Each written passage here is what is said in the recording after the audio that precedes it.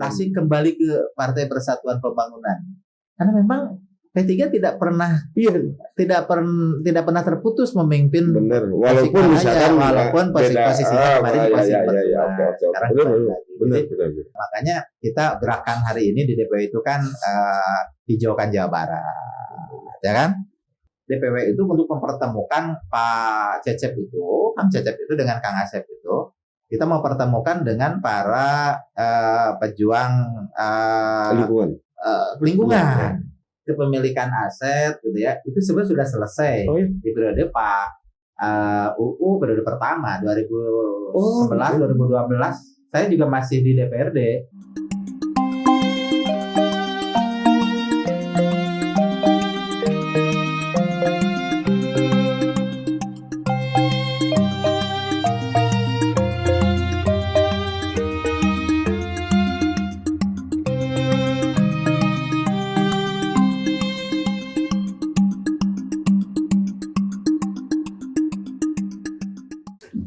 Assalamualaikum warahmatullahi wabarakatuh. Salam sejahtera untuk kita semua. Om Swastiastu, Namo Buddhaya, salam kebajikan, Rahayu Sampurasun. Ketemu kembali di channel Berpikir Merdeka, Rakyat Bicara dan Pikirkan Rakyat. Kebetulan di kesempatan ini kita kedatangan tamu yang sangat luar biasa sekali. Beliau adalah tokoh Tasikmalaya. Saya tidak mendikotomi kabupaten dan kota ya Kak. Ini tokoh Tasikmalaya. Kebetulan beliau ini sekarang menjabat wakil ketua DPW Partai Persatuan Pembangunan ya Kak. Nah, dalam kesempatan ini kita akan berbicara, ya namanya juga podcast, berbicara kemana-mana. Salah satunya yang menarik ini pasca di kabupaten, khususnya pasca pilkada dan PSU Kak. Dan secara ini sudah menemukan pimpinan. Ya kebetulan satu partai ya. Iya, satu rumah besar. Ya, rumah besar ketiga. Dan ya kalau boleh dibilang kembali lagi ke hitohnya ya. Pada saat itu kan diselang sama merah nih, sekarang hijau lagi ya. Tapi kan waktu merah juga kita ada di dalam. Oh iya betul. Oke, nah gimana perkembangan karena memang pada saat di kabupaten itu kan ada sebuah persoalan yang menarik sebetulnya di wilayah kepemiluan. Terjadinya PSU dan itulah sudah selesai. Nah sekarang tinggal pemulihan psikologi massa. Artinya ketika pilkada dan PSU itu kan mau tidak mau masyarakat termasuk di birokrat mungkin itu terbelah pada saat itu. Nah kira-kira seharusnya ya walau bagaimanapun Abang aja sering dipanggil Abang ya. Mbak Habib ini sebagai sepuh, sebagai senior lah katakanlah senior di rumah besar itu. Harusnya seperti apa nih, Mbak? Ya, terima kasih Kang Tatang Pahat. Ini senior saya nih. Iya betul. Sama satu alma mater ya. Ya, satu alma mater. Masih putih biru ya. Betul. Lagi lucu-lucunya. Ya, terima kasih Kang Tatang. Ya, sejatinya ini mungkin perjalanan yang panjang buat P3 di Tasikmalaya ya. Sejak era Orde Baru, P3 itu kita tidak pernah merasa kalah sebetulnya di Tasikmalaya itu. Betul. Ya. Hanya dalam hitungan angka saja. Gitu. Ya, betul. Selalu terkalahkan. Betul. Tapi dalam benak yang tertanam di seluruh kader Partai Persatuan Pembangunan di Tasikmalaya itu P3 itu pernah eleh. Betul. Ya gitu. Betul. Ya sampai kemudian pada masanya kita mendapatkan kesempatan untuk mendapatkan amanah kepemimpinan dari mulai Pak Haji Tatang Paranulaki, diteruskan Pak UU Pak UU dengan Pak Ade, kemudian Pak Ade bergandengan tangan dengan Pak Cecep. Ternyata memang hanya satu periode dan kemudian ada hal-hal yang kemudian secara prinsip mungkin P3 memandang bahwa ada sudah saatnya Ya. bahwa Tasik itu memang mungkin ada hal-hal yang harus diperjuangkan, ada nilai-nilai yang diperjuangkan yang memang harus secara langsung pucuk pimpinannya oleh kader Partai Persatuan Iya, Pembangunan. Iya. Nah, ternyata memang Alhamdulillah. itulah kenyataannya, meskipun ya lewat tadi perhelatan pilkada Betul. berujung ke MK. Mahkamah Konstitusi. Mungkin melelahkan ya. Yang melihat aja lelah gitu. Iya, ya. betul. Apalagi yang mencapai. Benar. Apalagi ini bukan berarti kita berhadapan-hadapan apa pimpinan yang kemarin tidak baik. Enggak. Mungkin ada hal-hal yang mungkin secara gagasan-gagasan partai itu harus dilakukan langsung oleh kader Partai Persatuan Pembangunan. Dan kemarin ya qadarullah ada PSU ya. Betul. Ya, kemudian kader Partai Persatuan Pembangunan Pak Haji Cecep Nurul Yakin ternyata kemudian memenangkan PSU dan Betul. sekarang sudah selesai dilantik menjadi Bupati Benar. Tasikmalaya. Jadi kalau Kang Tatang tadi ini Pemulihan. Tasik kembali ke Partai Persatuan Pembangunan. Karena memang P3 tidak pernah terputus memimpin Benar. Walaupun Tasikmalaya, misalkan walaupun posisinya kemarin posisi kedua. Oke. Sekarang Benar. kembali lagi. Jadi, Benar. ya mungkin seperti itulah itu Betul. Kang Tatang. Betul. Nah, ada banyak hal yang tadi, yang pertama ya kita mengawalinya kata-kata Pak Tatang tadi, kemudian terbelah, Ya.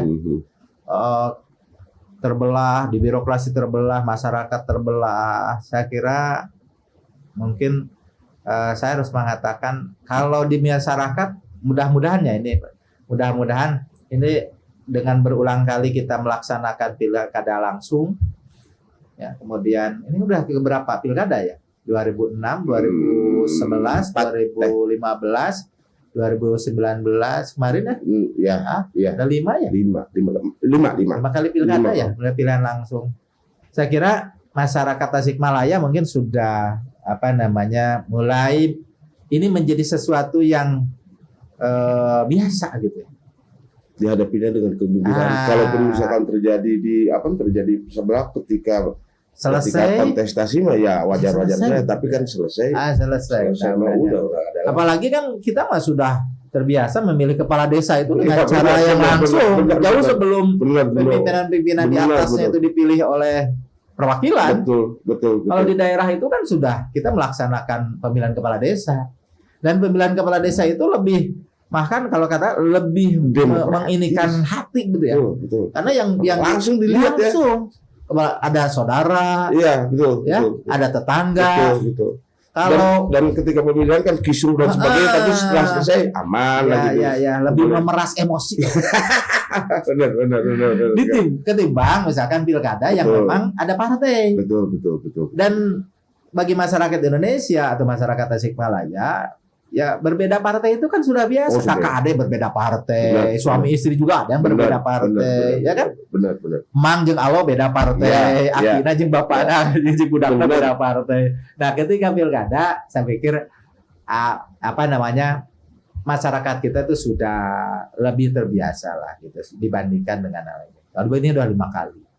Jadi saya tidak terlalu khawatir sebetulnya dengan apa yang terjadi di masyarakat tentang perbedaan kemarin. Saya kira sudahlah selesai dilantik, ya, semuanya juga pimpinannya sudah ada. Sekarang bupati wakil bupatinya Cecep Asep, gitu. Kemarin Ade Cecep, sekarang Cecep Asep. Saya kira seluruh masyarakat Tasikmalaya yang 1.700.000 atau 1.800.000 itu semuanya ya anak-anak Cecep Asep. Benar.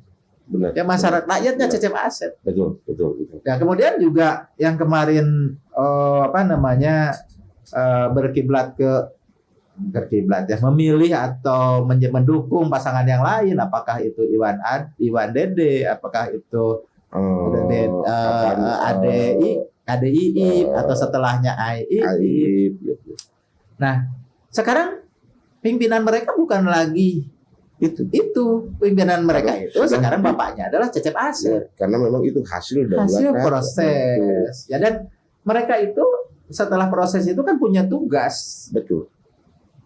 Ya. Bagaimana Kabupaten Tasikmalaya Kabupaten ke Tasikmalaya ke depan lebih Oke, baik, oke. bagaimana harapan-harapan ya, kita kan menugaskan kepada mereka berdua, Oh, iya. masyarakat Tasikmalaya. Iya. Mewakafkan lah. Mewakafkan diri. Ya, yang 2 orang pun kita Ya. mewakafkan diri untuk membangun Benar. Tasik, dan kita yang masyarakat Tasikmalaya, ya rakyat Tasikmalaya, udah kita tugasi mereka untuk Betul, membawa kita betul. menakodai. kalau misalkan ada sedikit miss dan sebagainya, kita tegur kan gitu ya. Itu mah Ya, keniscayaan. ini kan konsepnya berjamaah, Benar. membangun bersama-sama, Benar, ya kan? benar, benar, Tidak bisa benar. dibangun sendirian. Sepakat. Ya, dalam berjamaah itu Islam mengajarkan gitu. Ketika salah ya ditegur Tadi dengan sholat. tepuk tangan. Iya, dengan Tepuk tangan dengan tepuk mentepuk sebelah gitu kalau untuk perempuan, kalau laki-laki kan dengan diingatkan subhanallah ada yang salah dalam Nah, itu. sebetulnya sudah dicontohkan ya Sudah di sangat dalam sholat. dicontoh, Kalau misalkan dalam- imam salah Iya. subhanallah. Oh, Ya, dan- kalau semuanya berpikir bahwa politik itu, kepemimpinan itu adalah perjuangan di jalan Allah. Ya, innallaha yuhibbul ladzina yuqatiluna fi sabilillahi Oke. saffan ka'annahum bunyanun marsusun. Betul. Jadi Allah sudah gambarkan bahwa Allah itu lebih mencintai orang-orang yang berjuang di jalan Allah, itu berorganisasi itu dengan sopan ka'annahum bunyanun marsusun. Dan digambarkannya apa? Dicontohkannya lewat sholat berjamaah, ada imam, Betul. makmumnya dirapikan, Betul. safnya dirapikan, Betul. barisannya dirapikan kalau sudah sholat. Dan itu kan ini ya simbol lah ya, Simbol. simbol untuk Ajaran. berbangsa dan bernegara. Ajaran. Ya, benar, Itu benar. tuntunannya seperti itu. Benar. Dan ini menarik lagi nih, ketika misalkan kemarin tuh belum lama ini, pas Pak Cecep dan Pak Asep dilantik, itu kan menarik tuh. Dilantiknya memang biasanya di dalam tidak di luar. Iya, Terus iya. ada apa namanya? Ada petuah-petuah dari Pak Gubernur. Nah, yang jadi masalah begini, masyarakat di Jawa Barat atau di Indonesia itu kan terhipnotis dengan gayanya KDM, dengan dengan manuver-manuvernya, Iya, iya, dengan iya. kontroversinya dan Iya, sebagainya dan sebagainya. Pada saat itu juga pada saat pidato Pak Gubernur ya katakanlah memberi masukan kepada bupati, itu kan terlepas dari bicaranya itu sangat ini gitu.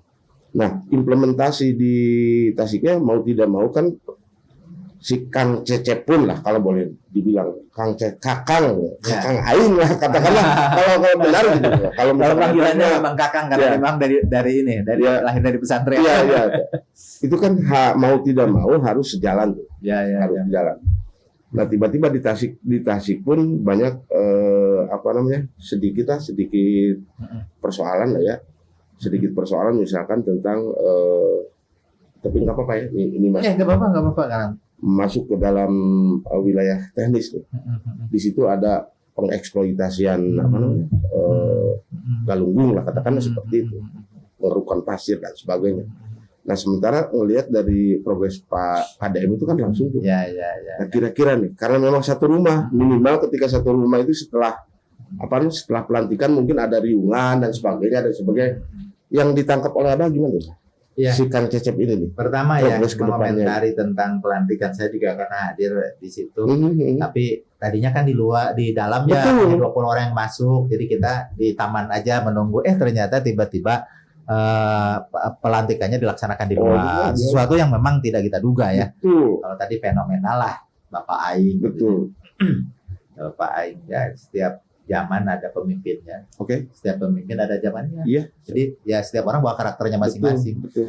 Ya di Tasik itu Kakang Aing, bener. Kakang Aing, Wakilnya Lancuk Aing. Lancuk Aing bisa. Anu nyaru ngomongna ya Abah Aing. Abah Aing lagi juga Abah Aing, Kakang Aing, Lancuk Aing kan gitu. Itu menarik tuh. Yang saya pikir setiap orang punya gaya masing-masing. Mhm. Nggak bisa Pak Cecep itu meniru-niru gayanya Pak KDM. Sepakat saya. Nah, Pak Cecep berikan kesempatan untuk tidak disuruh mirip-miripkan diri dengan Pak KDM. Kang Betul. ini dengan gayanya, Betul. Kang Cecep ya dengan gaya Dengan gaya yang itu. silakan. Dan Pemimpin. memang harus gaya-gaya itu bisa diterima di masyarakat kalau Iya. memang paham tentang kultur di masyarakat kan. Iya, nggak bisa Dan kita. Bapak Aing belum tentu paham tentang Iya. Tasik secara keseluruhan. Iya. Tapi yang dipaham Kan belum tentu diterima seluruhnya. Betul. Ya, tapi orang kan sekarang ya apa namanya terhipnotis dengan memang orang merindukan sesuatu yang Benar. dulu kan mungkin ada yang dengan gaya Jokowi, orang merindukan gaya Jokowi, Benar. orang berharap banyak. Benar. Kemudian setelah ada yang lain lagi, oh ini kayaknya yang lebih cocok ini, Benar. ya kan apa? Setiap kata saya tadi, setiap masa itu ada pemimpinnya, Ya, saya sepakat. setiap orang ada Saya zamannya. sepakat. Ya, tentang hal yang tadi juga ya bahwa KDM menitik beratkan seperti itu, ya tentu saja ini juga jadi apa namanya dari awal memang, apalagi saya pengurus DPW P3 Jawa Barat, memang kita sedang apa namanya gencar-gencarnya berbicara tentang fikih lingkungan gitu ya, politik lingkungan, bagaimana kita tidak bisa melepaskan diri dari alam. Benar. Karena Allah itu memang menyuruh kita menjaga alam harus saja. Benar. Ya, kerusakan-kerusakan yang terjadi di bumi dan langit ya, dan laut gitu ya, itu daratan dan lautan itu kan ulah manusia sebetulnya. Harul fasadu fil barri wal bahri. Betul. Ya, karena tangan manusia, makanya kita gerakan hari ini di DPW itu kan hijaukan Jawa Barat, ya kan? Karena ya apa namanya menghijaukan Jawa Barat itu bukan berarti Jawa Barat seluruhnya harus P3, enggak. Ya kan, enggak harus hutan, enggak. Ya, tapi kita berusaha apa namanya? Menjaga keseimbangan alam. Oke, sepakat saya. Menjaga keseimbangan alam. Dan bukan berarti seluruhnya ya menjadi hutan seluruhnya. Enggak. Atau termakan kepada isu bahwa ketika kita berusaha memakmurkan satu daerah, memakmurkan wilayah kita, memakmurkan rakyat kita, ya kan? Dengan hutan kita tidak bisa, kemudian kita terpaksa membangun area-area food apa namanya? Area-area yang tempat untuk makanan, misalnya persediaan makanan. Ya. Kan tidak selamanya harus tetap menjadi hutan. Betul. Ya kan kita harus melakukan rekayasa satu tempat itu. Betul. Sepakat saya. Orang Indonesia makannya nasi, orang Jawa Barat makannya sangu, Betul, kan? Betul. Tapi iya lewung kudu dijaga tuh bisa dirubah. Betul. Ya nggak bisa juga. Ketika misalkan satu tempat daerahnya sudah penduduknya banyak, kemudian lahan-lahan pertanian terdesak oleh pemukiman, harus dibuka lahan baru. Betul. Ya tinggal dipikirkan bagaimana membuka lahan baru itu tetap menjaga keseimbangan alam. Saya sepakat itu. Ya kan?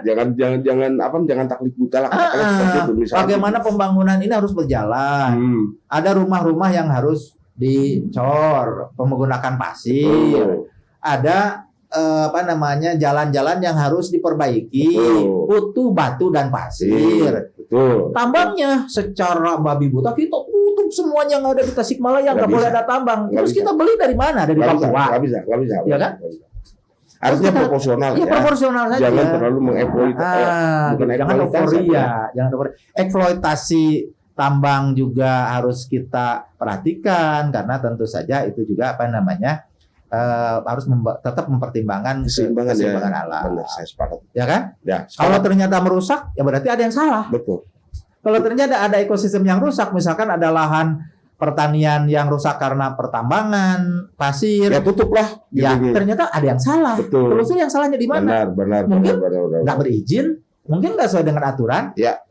Atau sudah berizin, tapi aturannya belum ditegakkan. Ya, tegakkan aturannya. Bukan ditutup sekaligus. Karena kalau ditutup sekaligus, nanti malah ada dampak lain. Ya. Arek ngomean jalan kurang kudu beli pasir kalah jadi mahal kan itu. Betul.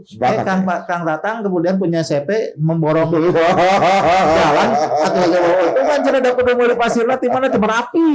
Karena di Jawa Barat itu atau di Tasik itu semua. Nah itu juga ada. Makanya kemarin juga sebelum sebelum pelantikan sebetulnya kita merencanakan DPW itu untuk mempertemukan Pak Cecep itu, Kang Cecep itu dengan Kang Asep itu, kita mau pertemukan dengan para pejuang lingkungan. Kita mau pertemukan dengan teman-teman Wanadri, mantap. Dengan Walhi kemarin itu. Cuman kemarin itu karena masih bentar. Bebas. Gak apa-apa. Karena kemarin masih Polda. Ya. Polisi dapur. Nah, karena ya kemarin itu belum sempat mungkin, tapi gagasan-gagasannya sudah tersampaikan. Tentang bagaimana kita Pak Cecep itu punya kepedulian tentang lingkungan di Tasik yang harus kita jaga. ya sederhananya maka bari juga di lingkungan arah pembangunan itu bagaimana supaya 5 tahun ke depan kepemimpinan Pak Cecep itu kita tetap bisa berusaha menyeimbangkan. Berarti roadmap-nya sudah lah itu. Sudah. Cuman belum ketemu aja kemarin itu. Ya. Tapi pesan-pesannya itu sudah tersampaikan dan mungkin pada kesempatan yang akan tidak lama lagi Pak Cecep bisa kita temukan. Kan biasanya begini nih, itu mah walaupun tidak ada dasar sebetulnya yang 100 hari kan ya.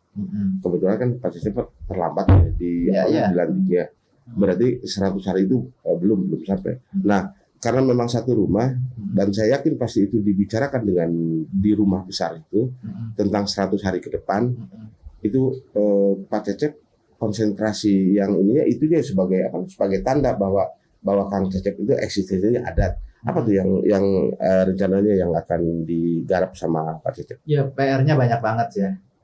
Secara detail prioritas mungkin, secara detail Pak Cecep yang harus menjelaskan itu. Oke. Pak Asep. Tapi kita juga berusaha Tapi sempat berkomunikasi, ada sempat radio. Ya diskusi ada. Menarik. Ya, karena Pak Cecep itu kan dilantiknya telat. Betul.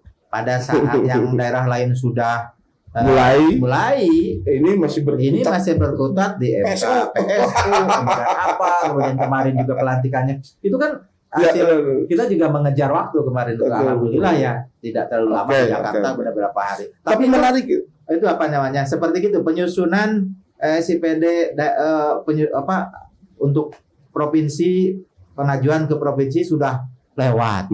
Karena kemarin itu berapa tanggal 16 Maret kalau 16 Mei gitu. Mei 16 Mei seharusnya sudah selesai. Ini baru belum apa-apa dilantik. Ada hal yang tuh. Kemudian perencanaan 2005 itu kan direncanakan sebelum Pak Cecep memegang kendali gitu ya. Ya walaupun dari dalamnya berbeda lah mungkin. Diskusinya kenapa sekarang berpisah? Ya dalam tanda kutip itulah mungkin yang jadi paham. Nah sekarang mungkin kita berharap Pak Cecep dan Pak Asep itu Kaljar Sadil Wahid gitu ya. Bupati, lembaganya bupati. Betul. Ya kalau nggak ada Pak Cecep, ya Pak Asep itu mewakili hadir sebagai bupati. Betul. Ya, nah jadi jangan sampai misalkan ada pendikotomian, ini wakil, tapi ketika berbicara tentang ketasikan itu ya itulah.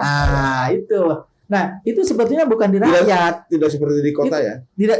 Saya nggak mau. Kamu saya. Saya cari nafkah. Enggak, saya tidak dalam kapasitas. Ini tadi karena menarik karena kata Kang Tatang di awal itu ini birokrat. Betul. Birokrat itu kata Kang Tatang tadi birokrat juga terpecah. Enggak. Birokratnya sebetulnya ngagunuk. Betul. Ya, sebenarnya nggak gunuk. Ketika pindah bupati nggak gunuk kan iya. Benar. Ketika bupatinya ganti nggak gunuk DKI itu. Nah yang harus diwanti-wanti menjadi pemecah antara bupati dan wakil bupati, wali kota dan wakil wali kota itu sebenarnya di birokrasi. Karena rakyat itu jarang-jarang ketemu dengan bupati dan wakil bupati. Tapi kalau birokrat sering ketemunya. Jadi kadang-kadang datang ke bupati, Pak, nasur Pak wakil makieu. Gigi nggak goreng wakil bupati, ngalus bupati 10, nggak goreng bupati wakil bupati 10. Datang ke wakil bupati sama nggak goreng bupati. Ini yang bahaya Pak. Itu bukan terpecah sebetulnya mah. Jadi karakter birokrasinya yang harus diperbaiki. Makanya saya wanti-wanti ke Pak Cecep. Yang salah di penguasa itu di mana-mana sejak ada pilkada langsung adalah memfungsikan organ-organ yang bukan penopang demokrasi itu menjadi alat politik. Birokrat menjadi seolah-olah partai kesekian, fraksi kesekian. Betul. Ormas menjadi partai, benar. Organisasi profesi menjadi pendulang suara. Benar. Ini yang salah. Fungsi-fungsi partai dihendapkan. Nah, yang salah di demokrasi pilkada itu salah satunya adalah terjebak. Kalau di partai mah ada tempat diskusinya loh, Pak. Hari di birokrasi mah pasti tunduk. Bener. Hari di ormas mah sabab diberi hibahna gede. Jadi pasti nurut. Ya kan organisasi profesi mah jadi gampang dia pakai alat untuk mendulang suara. Ini yang salah. Saya bilang jangan ikuti yang salahnya. Coba fungsikan kembali partai-partai politik. Ada teman-teman koalisi, ajak diskusi. ajak setiap arah pembangunan seperti apa. Teman-teman yang kemarin tidak berkoalisi ya, karena di kita ini kan tidak menganut asas oposisi sebetulnya kan. Ya. Kalau sudah selesai gabung semua, yang di Golkar kemarin, yang PDI lah sekalipun, yang di apa namanya, yang di luar PAN, ya, yang di luar kita lah ya. di luar kita ajak semua berdiskusi di lembaganya di DPRD. Dan mau saya. Ya. Saya yakin mau. Mau mereka. Betul. Mau, karena kita nggak ada di istilah apa oposisi. Enggak. Yang ada itu sebetulnya memencilkan diri. Betul. Aku mah nggak mau terlibat gitu. Betul. Padahal rakyat menunggu. Tidak mau terlibat dengan alasan saya mau oposisi. Oposisi di mana? Di mana? Ya, enggak. demokrasi kita tidak mengenal istilah. Sepakat saya itu. Mungkin kalau memang tadi yang dikatakan oleh Abah tadi, karena di politik itu kan ada iming-iming kan. Artinya ada janji-janji, ya ada janji-janji, tiba-tiba teman-teman birokrasi atau apa organisasi dan sebagainya itu terhipnotis itu. Kesalahannya berarti dalam pendidikan politik yang ada di partai kalau gitu. Apa ya? Saya katakan ini sistem juga ya mungkin ya. Oke. Sistem kita yang menggiring ke sana ya. Dengan apa namanya? Kita ini kan sebetulnya yang kita adopsi itu demokrasi kita demokrasi keterwakilan sebetulnya kan menurut Undang-Undang Dasar itu. Betul. Ya. Ya. Sejak reformasi aja kemudian kenapa kita malah setelah reformasi juga kita masih menganut apa namanya demokrasi keterwakilan. Pilihan presiden masih oleh Betul. DPR MPR Betul. kemudian tidak mengenal demokrasi inilah ya.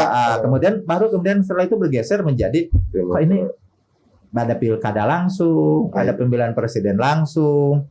Nah, padahal di situ sebetulnya. Ya, fondasi kita Pancasila itu yang sila keempat itu kan sebetulnya ya. Jadi kalau misalkan untuk depan, kerakyatan yang dipimpin oleh hikmah kebijaksanaan dalam permusyawaratan dan perwakilan. Ya. Ya kan? Orang mufakat betul. Kalau nanti setuju untuk pimpinan daerah kembali lagi diwakilkan tidak ada pemilihan ini. Kalau nilai-nilai Pancasilanya mau kita tegakkan, sebetulnya bukan hanya apa namanya pilkada, bukan hanya pilkada. Presiden juga dipilihnya oleh itu. Kalau mau kembali melaksanakan itu, kecuali kalau kita kan maju ya. Nah, mungkin kita ya ini para ahli lah. ini speknya para ahli lah. Ya kita memberandai-andai karena kalau memang seperti itu kan tidak akan mungkin terjadi misalkan di akar rumput katakan terjadi baku hantam sampai ini dengan keterwakilan seperti itu. Mungkin mengawasinya mungkin lebih simpel. Toh sekarang dengan sistem apa namanya pilkada langsung itu juga katanya biayanya malah lebih mahal. Satu itu terus karena kalau dulu malah sekarang itu malah sulit terawasi loh. Pemilihnya 1.200.000 ya, yang 1.200.000 itu semuanya nampan. Karena pendidikan politik pilkada secara langsung itu ternyata kemudian harus menukarkan politik itu who get what. Siapa mendapatkan apa. Nah, diterjemahkannya kemudian money politik. Wani Piro. Saya baru milih ente. Benar. Padahal gagasan dibeli sama suara. Betul. Harusnya kan gitu ya. Betul. Uget wotnya di situ. Betul. Gagasan, pimpinan, harapan, ya itu dibeli dengan kepercayaan kita untuk memilih rakyat. Ini enggak. Jadi akhirnya rakyat yang dibelinya. Soalnya selesai. Yang pada akhirnya nanti ketika jadi pun karena ada psikologi harus dibeli kurang. Kan lebih sulit Kang Datang mengawasi 1.200.000. Bawaslu ge apa Bawaslu ge mana gitu ya. Tapi kalau misalkan 50 orang yang diawasinya ente ya janji situ ciduk aja ya terjadi jual beli suara di DPRD misalkan yang ngawasnya 50 orang lu ngawasin 1.200.000 kan mungkin akan lebih betul. Persisi mungkin lah gitu ya. Betul. Saya kira seperti itu. Iya mah obrolan menjaga. Oke. Saya bawa kopinya ini bukan kopi Cigalontang meskipun saya orang Cigalontang. Ini kopi Robusta ini. Selain beliau sebagai wakil ketua juga beliau owner dari Kopi Barreto. Yang karena Kopi Barreto itu kopi pertama KP yang ada di Tasik. Makanya kalau ketika berbicara KP angkatan pertama. Ya, angkatan pertama ketika berbicara tentang KP khusus kopi yang ada di Tasik itu Barreto pasti ada di ini. Bukan yang pertama, tapi angkatan zaman pertama. Iya, zaman pertama. Terus usum KP. betul, sebelum musim itu Barata sudah eksis. Dan satu lagi, dia itu pecinta bonsai.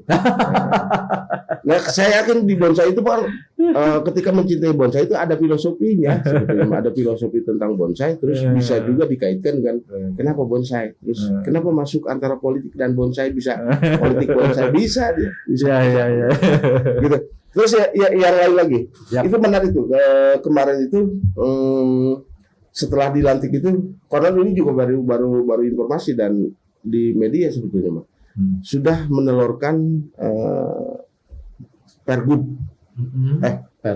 Perbub 3 Perbub katanya, Kang Cecep itu, betul? Nah untuk yang itu saya tidak terlalu tahu Perbub apa yang sudah dilahirkan oleh Pak Cecep ya. Karena kan saya maksudnya gini, tidak masuk merecoki untuk urusan-urusan benar, menarik. Karena kenapa ini siapa tahu misalkan karena memang itu hak prerogatif ya. itu. Menariknya kan karena memang biasanya masyarakat itu kan menuntut 100 hari yang sebetulnya 100 hari itu tidak ada hukumnya, tidak ada hukumnya. Tapi itu kebiasaan teman-teman LSM, organisasi dan masyarakat itu menuntut. Dan ternyata kabupaten itu konon katanya sudah mulai minimal ada itu. Artinya ketika berbicara tentang Perbuk, landscape atau skate kabupaten ke depannya sudah. Ya, beda dengan tetangga kita sampai sekarang ini kan masih ya ramai saja. Ya. Dan nggak usah dikomentari lagi. Nggak usah. Cuman ini mah hanya perbandingan saja. Saya kan orang Cigawonta, nyari makan di tas. Iya. Ini mah hanya perbandingan saja. Ya, betul. Terus yang lain lagi nih, Kang Cecep itu kan muda, anak muda. Saya yakin ketika petuah katakanlah petuah atau amanat dari Pak Gubernur yang memang begitu heroik, begitu ini sudah mulai dipikirkan oleh teman-teman. Ini apa informasi saja? Ya. Ngopi dulu ya. Ya. Informasinya. Ya, tentu terkait dengan 100 harinya Kang Cecep gitu ya. Tadi sepakat saya, tidak ada harus 100 hari pembangunan itu ya nilainya. Tapi paling enggak karena itu sudah akhirnya menjadi sesuatu yang biasa gitu ya. Seperti halnya wajib yang padahal itu sunat-sunat acan itu. 100 hari itu mungkin karena bayi, karena kita juga manusia diberi ruh itu di usia ke-100 katanya. Jadi bentuknya itu sudah terlihat di 100 hari seperti apa. Harus sudah ada langkah di yang 100 hari yang dilakukan apa. Kira-kira sering disampaikan oleh Pak Cecep itu tentang bagaimana jalan-jalan di Kabupaten Tasikmalaya itu yang kondisi rusak. Betul, ya itu sudah. Sehingga kemarin itu sudah terlontar dari beliau itu tentang gagasan untuk melihat kembali, menengok kembali APBD yang sudah ditetapkan. Ya, untuk katanya kemarin sudah kemungkinan akan terjadi pergeseran di APBD 2025 terkait titik berat yang akan diinikan kepada infrastruktur terutama jalan. APBD kita kan nggak besar ya, kecil sekali, bahkan hanya sekian persen lah untuk hanya tidak pernah lebih dari 40% lah untuk belanja publiknya sebetulnya gitu. Masih banget besar di belanja yang itunya yang konkret lah ya, bukan barang jasa. Belanja gaji dan sebagainya itu yang masih tinggi di kita ini kan. Belanja untuk apalagi untuk misalkan jalan yang 1.500 kilo kalau tidak salah hitung, yang sekian persennya rusak, sekian berat, sekian persennya rusak ringan, rusak tidak bisa diperbaiki, ya harus dari awal lagi, kemudian ada pemeliharaan. Nah, itu mungkin tidak akan selesai dengan satu APBD, sebutkan APBD. Tapi paling enggak kalau ada konsentrasi tahun ini kita akan bereskan dulu jalan-jalan yang mana dulu. Benar. Yang prioritas yang memang yang bisa berdampak secara berdampak besar terhadap perkembangan ekonomi masyarakat. Misalnya. Ada layanan masyarakat yang tidak boleh terganggu hanya karena jalan jelek. Itu kan layanan dasar, yang harus dipenuhi. Jadi saya sepakat sih kalau memang ada pergeseran, ada belanja-belanja yang mungkin digeserkan bukan dikurangi, digeserkan untuk lebih ke titik barat ke situ. Ya tentunya tetap memenuhi koridor aturan yang kemudian juga karena di kita juga ada lembaga DPRD, pergeserannya itu juga harus dilakukan dengan melakukan komunikasi dengan lembaga DPRD. Iya, betul. Entah bentuknya seperti Betul. bukan persetujuan ya seperti Iya. namanya, tapi karena pergeseran anggaran itu ya di dalam APBD itu juga memang harus dilakukan dengan dengan melibatkan DPRD.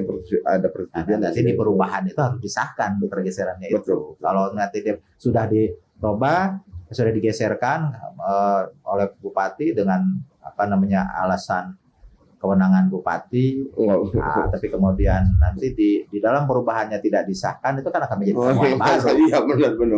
Ya, Tetap ada legislatif. Saya harus menyampaikan untuk itu, tetap melakukan koordinasi dan komunikasi dengan. Terus ini lagi, ini kan ada dua wilayah nih, kota dan kabupaten itu ada yang menarik sebetulnya, karena memang apapun alasannya teman-teman di kabupaten dengan teman-teman di kota khususnya di birokratnya satu jalur lah katakanlah dari wilayah itu, dari wilayah yang menang katakanlah seperti itu. Masih menyisakan persoalan aset kan. Artinya aset kabupaten masih ada di kota, khususnya aset kabupaten ada di kota. Itu mungkin dengan kemenangan Kang Cecep dan kemenangan Pak Iman itu mungkin bisa berkoordinasi supaya tidak pecah kokon gitu maksudnya. Gimana tuh? Kang Datang, kalau kepemilikan aset gitu ya, itu sebenarnya sudah selesai di periode Pak UU periode pertama 2011-2012. Saya juga masih di DPRD. Saya ingat karena saya hadir di pertemuan antara Pak ini dengan Pak Budi Pak Budi dengan Pak UU gitu. Kemudian membicarakan itu ada dari 86 aset itu, ya 4 yang dikomunikasikan dengan provinsi yang di Dadaha itu, dari mulai Gunung Susi sampai ke lapang tenis itu. Kemudian lapang olahraganya itu ya, olahraganya Dadaha. Kemudian 41 untuk di kabupaten semuanya kita serahkan dulu, diparipurnakan, karena saya ikut di paripurnanya. Semuanya diserahkan sesuai dengan perundang-undangan, diserahkan ke kota. Nah, kemudian siangnya kota melakukan paripurna juga di DPRD itu, menghibahkan 41 titik yang disepakati itu kepada kabupaten. Jadi kalau urusan kepemilikan itu sudah selesai. Tinggal mungkin ada hal-hal yang secara administrasi belum terselesaikan, ada mungkin sertifikatnya masih ada tersimpan di sini. Nah, itu mungkin itu teknis lah. Tapi menarik nih. Kalau kepemilikan udah selesai. Kalau masalah penggunaan, nah itu yang sebetulnya harus disoroti. Jadi aset-aset kabupaten yang ada di kota itu belum difungsikan secara secara benar yang bisa menunjang kepada kesejahteraan kabupaten.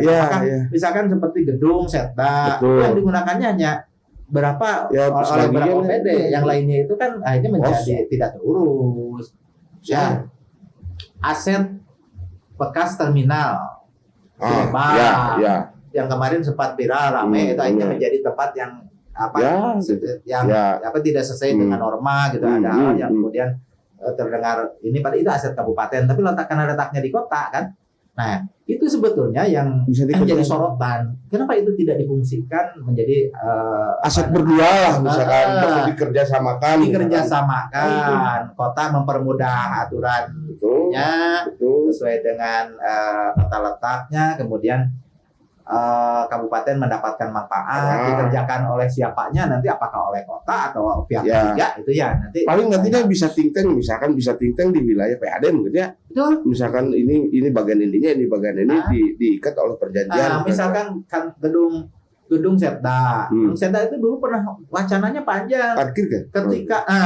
Ketika kawasan Hajet itu dibuat menjadi semacam kawasan Malioboro gitu ya Malioboronya Tasik, itu bagus. Tapi kemudian orang terhenyak, parkir di mana? Betul. Ya kendaraan di mana? Betul. Akhirnya kan tidak boleh kemudian menjadi bertumpuk di situ. Ya, kemudian ini juga betul. menjadi kawasan yang sepi, kan harus selesai, kota harus selesai dengan itunya gagal. Nah, kenapa tidak misalkan jadi gedung parkir? Betul. Tapi membangun gedung parkir itu oleh siapa? Misalkan oleh pihak ketiga. Yeah. Nah, tapi secara aturan karena di kota, yang punya aturan kan pemerintah kota. Betul. Nah kerjasamanya mungkin di situ, izinnya, apanya kita kerjasamakan. Kemudian nanti pendapatan juga harus seperti apa? Itu kan sesuatu yang bisa dibicarakan dengan duduk bersama. Dulu pembagian aset itu dulu dari tahun 2001. Ketika ada undang-undang yang menyatakan pemerintahan administratif Tasikmalaya menjadi kota Tasikmalaya, itu 2001. Selesainya itu kan 2012, 2013, 2014 gitu kan. Masalah aset itu panjang sekali. Karena kita ini saya katakan kalau Kabupaten Tasikmalaya ini korban dari ketetapan pemerintah pusat yang tenempol hanap. Yang dipisahkan itu kota Tasikmalaya, yang dinaikkan statusnya kota Tasikmalaya, di mana kota Tasikmalaya itu ada ibu kota Kabupaten Tasikmalaya, semua aset ada di situ. Undang-undangnya menyebutkan semua aset yang terdapat di daerah otonomi baru secara otomatis menjadi milik daerah otonomi baru. Kan beda waktu itu bersamaan dengan Kota Banjar yang hanya 3 kabupaten, hanya 3 kecamatan, Cimahi hanya 3 kecamatan, itu kan di luar Kota Bandung. Betul. Ya? Betul. Dengan metro, kalau nggak salah satu lagi yang di Lampung juga di luar Kota Lampung, Kota Bandar Lampung yang menjadi ibu kotanya. Mah istana di dinya, istana pendopo di dinya, kantor-kantor di dinya. Jadi kalau mau diserahkan ke KB, urang kabupaten ini ke Singaparna mawa kolor. Benar. Nah, itu masalah. Benar. Ya, akhirnya kita kan menahan itu karena ini kita rasa nggak adil undang-undangnya. Pasal 14 ya di undang-undang tersebut kalau saya nggak salah itu yang menyebutkan harus diserahkan kepada pemerintahan baru. Nah itu yang kemudian jadi polemik. Nah selesailah di pemerintahan UU dan di kotanya Pak Haji Budi waktu itu diserahkan dengan 2 kali paripurna di kabupaten diserahkan, datanya ada. Itu kalau urusan kepemilikan sudah selesai. Tapi yang ketika dihibahkan ya itu lain masalah kan, hibah namanya. Itu sudah disahkan oleh lembaga DPRD, dihibahkan dan menjadi milik kabupaten. 41 menjadi milik kota. Karena memang dari yang 82-nya juga diserahkan seluruhnya. Nah, ketika diserahkan itu kan sudah menjadi ketetapan hukum. Betul.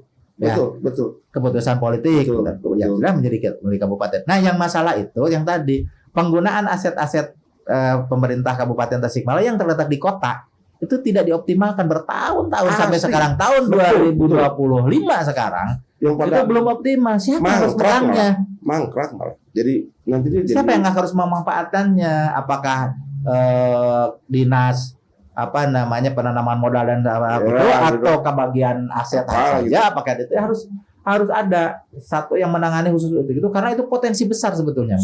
Serius. Besar. Karena memang ternyata di kota Tasikmalaya itu katakan tadi aset-aset yang namanya aset-aset kabupaten itu kan nyaris mangkrak. Artinya tidak termanfaat. Ya, tidak berfungsi dan tidak termanfaat. Kalau misalkan itu digarap dengan bisa, tapi kan ya ketika digarap dengan kerjasama antara dua pemerintahan, ya nggak ada yang nggak selesai kalau kita bicara lah. Dibicarakan. Gak ada yang selesai dengan diskusi ya. Dibicarakan. Pasti adalah titik temu lah. Ya, ada titik temu. Tadi itu kabupaten mau bangun apa? Ya, oleh siapa?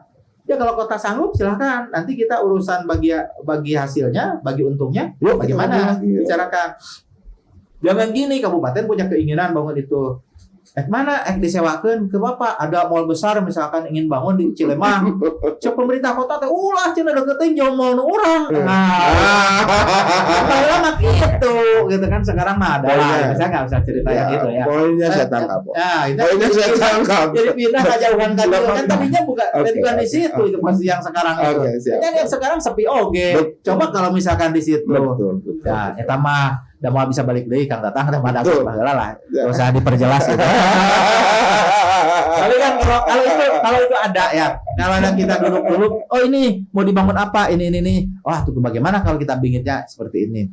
Ya, masalah sebesar apapun itu bisa selesai dengan minum kopi ya. Dengan minum kopi. Betul.